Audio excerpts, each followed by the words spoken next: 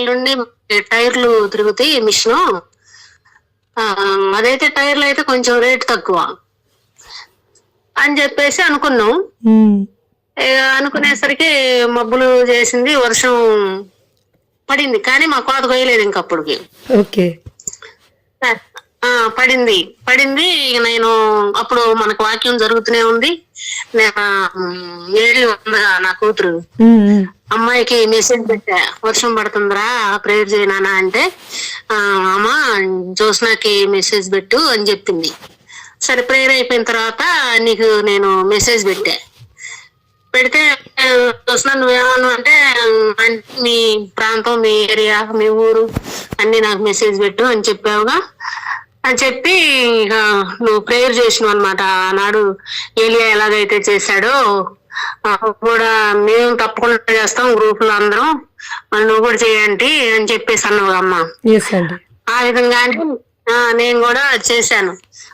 సరపత్ గ్రామంలో ఆ విధవరాలు ఇంటికి ఏలియా పోయినప్పుడు అప్పుడు 3.5 సంవత్సరాలు కరువు, వర్షం పడదు. అలాగా మళ్ళీ ఏలియా ప్రార్థించినప్పుడు వర్షం పడింది.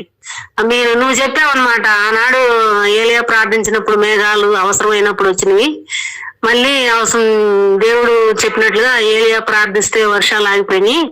అదేవిధంగా ఇప్పుడు మనకు అవసరం లేదు కాబట్టి మన పంట పొలాలలో ఉన్న గింజలు ఇంటికి రావాలి కాబట్టి ప్రేయర్ చేయాలంటే మేము చేస్తామని చెప్పావు కదా అమ్మ. అప్పుడు నేను కూడా చేశాను, ప్రతిరోజు నేను ప్రార్థన చేస్తూనే ఉంటా, చేశా. అప్పుడు మొదలుకొని నాన్న ఇప్పటి వరకు మా ఊర్లోని, మా చుట్టుపక్కల ప్రాంతాలన్నీ వరికోతలు అయిపోయినాయి, మా ఊర్లోనే ఉన్నాయి అన్నమాట.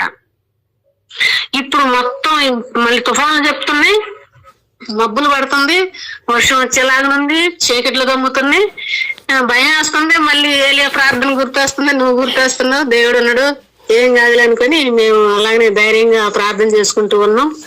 మా ఊరు పొలాలన్నీ కోతలు అయిపోయినాయి, ఒడ్లందరూ ఇంటికి వచ్చినాయి, కాటాలు వేశారు, ఊరిగడ్డి దోలుకున్నారు. మొత్తం కూడా మంచి దేవుని చిత్త ప్రకారం వర్షం పడకుండా ధాన్యం మొత్తం ఇంటికి వచ్చిందిరా.